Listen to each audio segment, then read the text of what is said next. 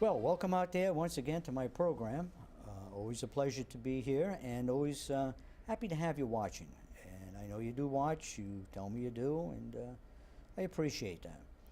I have a guest who's been on my program many times before, but he's here in a different capacity, so to speak. We're going to talk about the Fall River Disabilities Commission, what they do, when they meet, the purpose, get a good insight into the ways and means, so to speak, of that commission. Now, if you watch so-called government TV, you'll see that commission televised.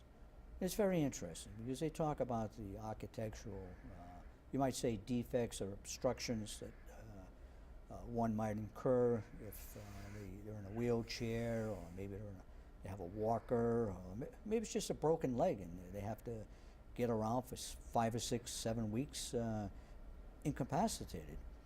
So these are the things we're going to be talking about. And welcome my guest, Daniel Robillard. Hey Richard, how are you? Good to be here once again. Well, you're a familiar face in Fall River. Yeah, well, some say that I am, so. You know, I was out Monday night in Rochester at a classic car show, and your name came up. Huh. Out in Rochester. I mean, that's past New Bedford, Fairhaven. That's out there pretty far. Yeah, I guess people were watching government access and city council meetings, and well, you know, you appear before the city council many times. You address the council during citizens' input. I know when you are on a list to speak and your name is mentioned, the council, they all kind of get the shivers. well, some say that. Which is good, which is good. Dan, you're on the Disabilities Commission. Is that what it's called, the commission? Yeah, it's the Fall River Disability Commission. It meets the second Thursday of every month at 2 o'clock in the City Council chamber. All right, it's televised, so people out there, it's open to the public. Absolutely, it's a public meeting. Our meetings are advertised just like any other city board and commission. And as all city boards and commissions are taped and run on Channel 18 in Fall River, the government access channel. That's where all city board and commission meetings can be found. Now, if someone wants to call up the city clerk's office at the government center, they'll tell them when the next meeting will be held? Yeah, but like I said, generally we meet the second Thursday of every month, 2 p.m. in the City Council chamber. Thursdays. The second Thursday of every month. So for example, our next meeting will be Thursday, September 11th. Now, if someone wants to address the commission, of course they've got to get permission, I imagine. There is a public input section at the start of every meeting. Okay. Something that I proposed when I was on the board during my first tenure as one of the founding members back in 2006. Now, is that 3-minute limitation, public input time? We have a maximum of 5 minutes. 5 minutes, okay, so really can get out to the commission, whatever is on one's mind, right? Correct. Now, how did it get started as far as being founded? Okay, basically what happened was in 2003, shortly after Ed Lambert won a very, very narrow victory over George Jacome, something like 800 votes. Ed Lambert, as sort of a reconnecting tour with the citizens of Fall River after that very narrow victory, began to put a series of public meetings together. And as mayor, as city events. And one of those public meetings he conducted in a non-handicap accessible location. So, and he was doing them in different sections and geographic locations within the city. So I was living downtown at the time, and so that would have been, and the particular meeting that I eventually filed a complaint about was held at the Cultural Center. Oh yeah, no ramp. No ramp at the Cultural Center. No. And so I took my complaint, started on the city level, found out they had no procedures to file a complaint within the city at the time. So there was no commission. There was no commission. There wasn't even a complaint form to file a complaint internally against the city of Fall River or anyone else. Well, let me just interrupt you for a moment. Okay, so the commission got formed. Let me ask you this question because I think this is very pertinent to what's going on in the city at this time in regards to the Board of Health. Does your commission have the authority to promulgate any kind of regulations? Not that I'm aware of, Richard. We get the majority of our power from two places. Chapter 40, Section 8J of the Massachusetts General Law, which allows disability commissions to function within the state of Massachusetts, and then there's a city ordinance. I'm not quite sure the chapter and verse, but okay. Are you subject to the open meeting law? Absolutely. Everything has got to be in the open and public. Positively. You can't have members in the telephone booth discussing things. No, we are fully bound, and we conduct our business in full, in conjunction with the open meeting law. Absolutely. Now, how many members on the commission? There are 7 members presently. Or when you say presently, could they be more? Or The city, the ordinance allows for the commission to have up to 9 members. all right. That was recently amended.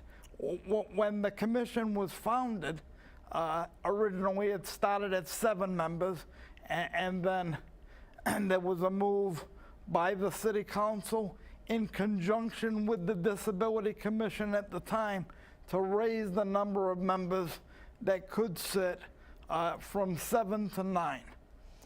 Now, the commission, like you just mentioned, is subject to the open meeting law. Do you have regular elections? Yeah, we do. We have a yearly election for chair and vice chair, as well as a secretary.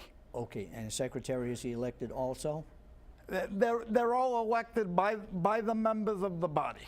All right. Just as if when the city council votes to elect the president and vice president, the members of the commission vote to elect their officers, chair, vice chair, and secretary.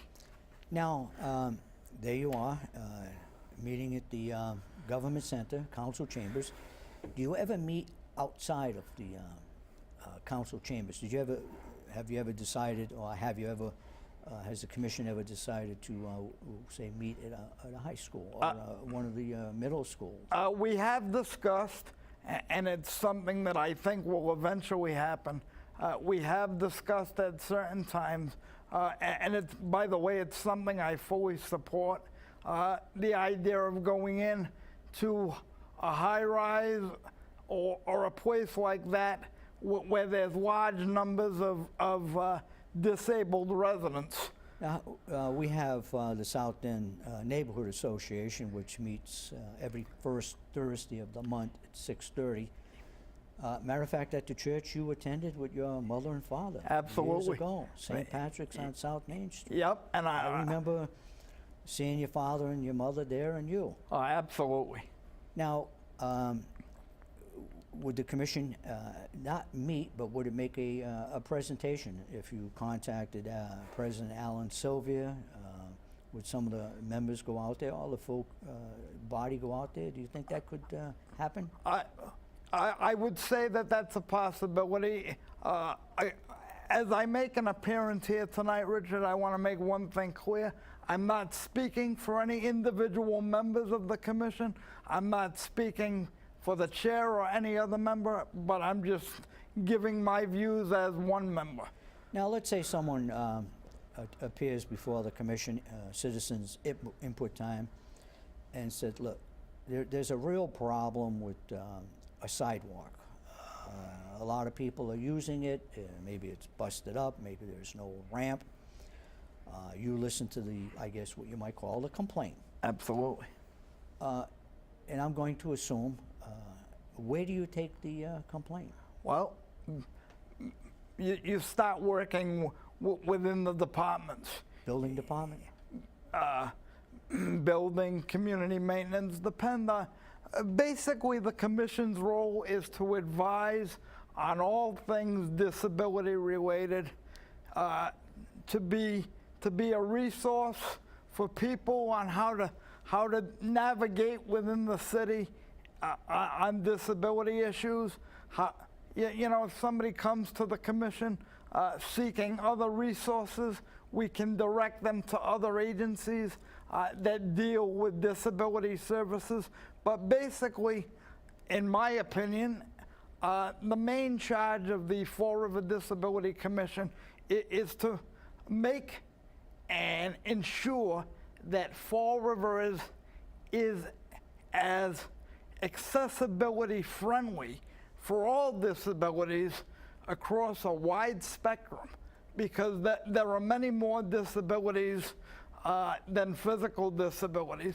And so it's our job to advise on disability policy and to promote access to the greatest degree possible. Now, there was a bit of a controversy in regards to an appropriation of money that the City Council here in Fall River authorized, and that concerned a bathroom at the government center on the first floor that would be handicap accessible. Now, I'm not sure if that bathroom is in there as we speak, but money was diverted for that project and used for other projects. Now, did the commission get involved with that issue and say, look, you know, that money was appropriated to have a bathroom on the first floor, which was handicap accessible. The money was diverted. Any input as far as that? Now let me make a couple of points, Richard. Sure. I've just returned back to the commission as of the June meeting, but to my knowledge, the commission did not make any statements about that issue.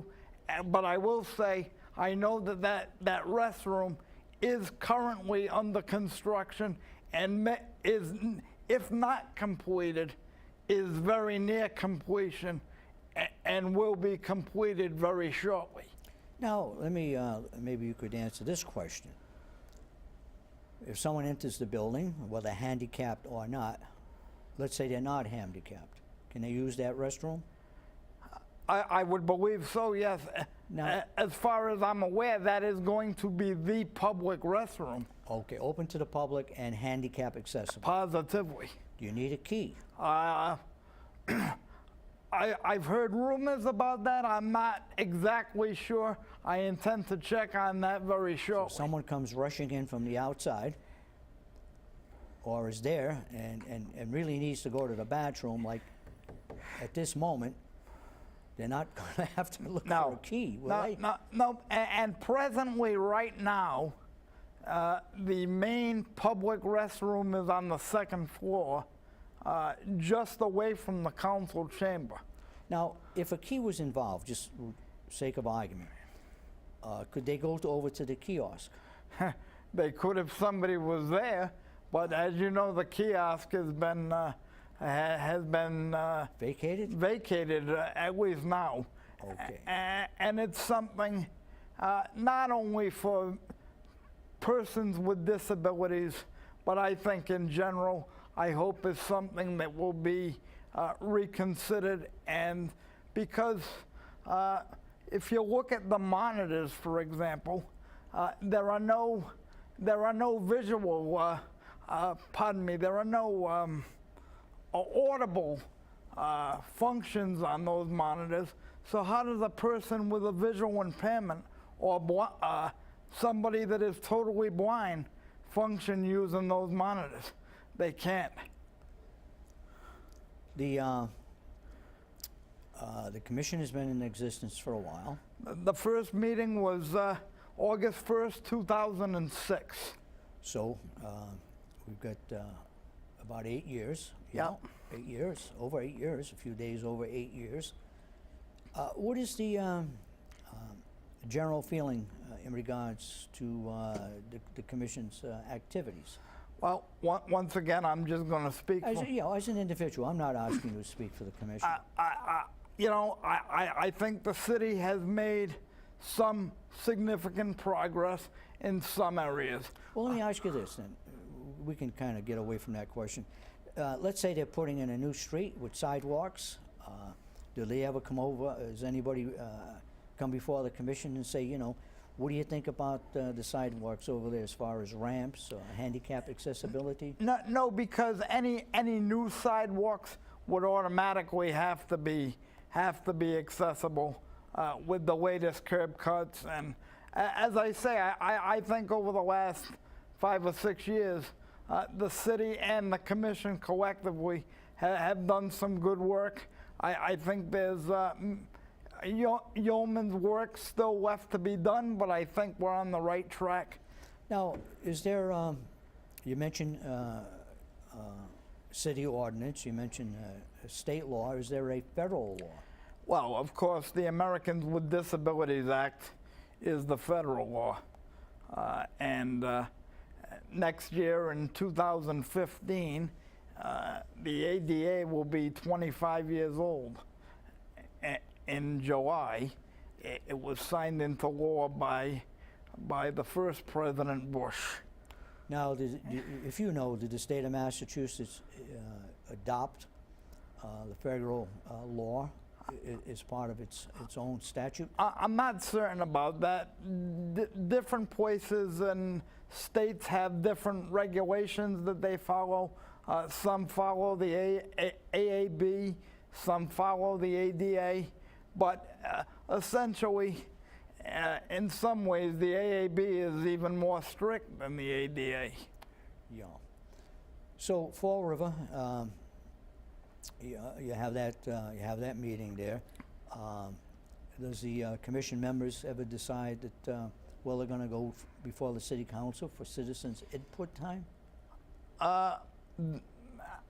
Anyone, as you know, that's a Fall River resident. No, I mean as an official body.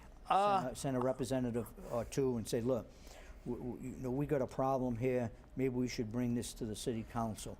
We'll designate a couple of our members to make a presentation. To my knowledge, that hasn't happened. But that could happen. Absolutely, it could. As a matter of fact, something that I started and attempted to bring up in my first tenure, and I brought it up again when I was reappointed back there. We are going to be working on very shortly the prospect of bringing accessible taxi service to the city of Fall River. This is a project with tremendous potential. We are working on doing research on it right now, and I think this is a project with it's one I personally support, and I think it has great potential. And if we can bring accessible taxi service to the city of Fall River, that would be a landmark accomplishment for the commission. Now, has the mayor of the city of Fall River ever come before the commission to say a few words? No, he hasn't. Although All these years? Let me modify that a little bit. Every year in October, the Disability Commission sponsors an awareness day, and so in which the commission reports on some of the things that it's done within the past year. We have sometimes guest speakers, sometimes vendors come in. Where do you do that? That's held at the City Hall. Same during a meeting, you might Nope, say? nope. This is an event like you might have an event in the Fall River Room. An all-day affair? It usually runs from 10 to 2. Oh, 4 hours is plenty of time. It's the first Thursday of October every year. Is that the council chamber or Nope. the atrium? Nope, it's held in the atrium. Atrium. And every mayor that I know of since the commission started that has addressed that gathering. Also, very often, commissioners' terms that are expired get sworn in. So does the mayor appoint members of the commission? Absolutely. The mayor appoints all 7 members. Okay, I notice Ken Pacheco attends. Ken Pacheco is a member. In what capacity? Well, Chapter 40, Section 8J, all commissions statewide. First, there are several things, several criteria that have to be met. Number 1, the majority of all commission members must be persons with disabilities. The majority, but not all. Correct. Number 2, 1 member must be an immediate family member of a person with a disability. Oh, I see. Okay. Number 3. So your mother could be. Correct. Correct. Number 3. A city or town has the right and must have 1 member that is either appointed or elected as a city official or a representative of a city official. And that is the capacity by which Ken Pacheco sits on that commission. I see. Prior to him, it was the former city administrator, Jim Smith. Okay. Well, that is a worthwhile commission, to say the least. And people in the audience have to recognize that sometimes people can be temporarily disabled. So that these opportunities for accessibility into buildings, walkways, private residences, well, maybe not private residences, but public buildings encompass, you might say, the whole population. Absolutely. But I mean, elderly people might have difficulty managing, 5 or 6 stairs. oh, sure. With a nice ramp with a railing. As I travel in the community, I get a lot of different questions and calls and have meetings with different members of the disability community about matters and that. And let me say, if anybody wants to contact me personally, they can do so at drobillard145@comcast.net. They can give me a call at 508-617-9526, and I Give out your phone number once again. 508-617-9526. And it's Dan Robillard, And I'm willing to meet with any resident at any time to discuss any matters of disability-related issue. Now, we got a few minutes left, but there are some buildings that are used very, very often, public buildings, but they don't seem to be, you might say, handicapped accessible. Absolutely. Many buildings are grandfathered in. Are these because of architectural concerns? Many buildings are grandfathered in because of when they were built, and the way that changes is when a renovation project is undertaken. Okay, so people out there, if you don't have a handicap accessible building, you can sleep soundly tonight because no one's going to come down here and make you make major changes. Is that correct? Well, like I said, the majority of changes would happen if there was a major renovation project. Minor renovations? No. Well, no, I believe depending on the assessed book value of the property, you have to spend over a certain dollar amount based on the value of the building. All right. So there's some sort of a formula. Absolutely, there's a formula that mandates when a building. That's why many times. So when a building inspector, he's in his office and someone comes before him and is looking for a building permit, this is when that gets decided? Well, but new construction all has to be accessible. Exactly. Yeah. The formula that I'm discussing relates to buildings that may be grandfathered in based on the age of when they were constructed. Can you give us an example of a building in Fall River that is grandfathered in and is not considered handicap accessible? Just one off the top of my head, I would say would be Almac's Diner. Oh, Almac's Diner. All right, so you have those steps leading up to it, and that's that. Yep. No ramp, but it's grandfathered in. I would say that it is because for years it's never had a ramp on it. So if they decided to put in a whole new different entrance, maybe with a canopy, Absolutely. then handicap accessibility would. I would believe so, assuming that the value, the cost of that construction. But I would believe if they were constructing a whole new entrance, I would believe that would meet the threshold. Okay, running out at the end of the program. Dan Robillard, thank you for stopping by. A lot of good information. Thank you, Richard. You're out there, you want some information about handicap accessible, you can call Dan. He gave his number out a couple of times, or contact the commission itself. And remember, you can appear before the commission and ask them or talk about any issue you have. The other thing is a reminder of Friends of Cook Pond, the October 25th dinner dance at the VFW. That's on Shove Street in Tiverton. Tickets are $15. You're going to get a full chicken meal, and we're going to have entertainment, dancing thereafter. So that's for Friends of Cook Pond. You need a ticket, call me or call someone who's on the commission. Thank you out there, or on a committee. We're not a commission, we're a committee. So Friends of Cook Pond.